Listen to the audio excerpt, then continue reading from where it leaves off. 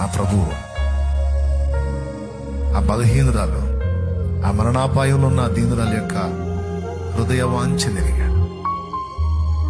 ఆయన పాదాల దగ్గరికి వెళ్ళి పడ్డానంటే ఆయన నన్ను బాగు చేస్తాడు, నన్ను బతికిస్తాడని ఆ విశ్వాసం. అన్న దొరికినా దొరకపోయినా నా ప్రభు ఉంటాడు. నా పాపాలన్నీ ఆయన ముందు ఒప్పుకుంటాను. ఆయన రక్తంతో నన్ను కడుగుతాడు, నన్ను శుద్ధి చేస్తాడు. ఆయన నన్ను బతికించాలి.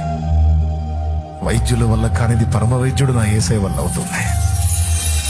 డాక్టర్ల వల్ల కానిది పరమ డాక్టర్ నా ప్రభు వల్ల అవుతుంది. ఆయన ఏ జవాబు ఇచ్చినా పర్వాలేదని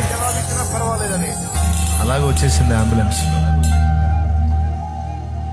వీల్ చైర్లో అక్కడ దాకా తీసుకొచ్చాను. మధ్యరాత్రి 1 గంట అయింది. ఆ 1:30 టైంలో వచ్చాను బయట. వచ్చి ఆ బిడ్డతో మాట్లాడినప్పుడు ఆమె విశ్వాసంతో పలికిన మాటలు ఇప్పటికీ నా చెవులో మారుమ్రోగుతున్నాయి.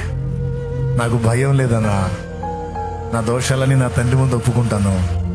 ఆయన నన్ను బాగు చేస్తాడు, ఆయన నన్ను బ్రతికిస్తాడు.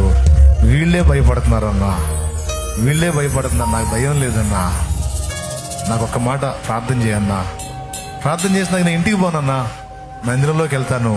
నేను ప్రభువుకు చెప్పుకోవాల్సినవి కొన్ని ఉన్నాయి, చెప్పుకున్నాక వాళ్ళు ఎటు తీసుకెళ్తే అటు వెళ్ళిపోతానని అడిగినప్పుడు చేతులుంచి ఈ బిడ్డ విశ్వాసం చొప్పున మీకు స్వస్థత కలుగును గాక అని ప్రార్థన చేసినాను. దేవుడు తన అద్భుతమైన కార్యం జరిగించాడు. ఈరోజు సంపూర్ణ ఆరోగ్యవంతురాలై, సజీవురాలై, నంబర్ 1గా మీ మధ్యలోనే ఉంది.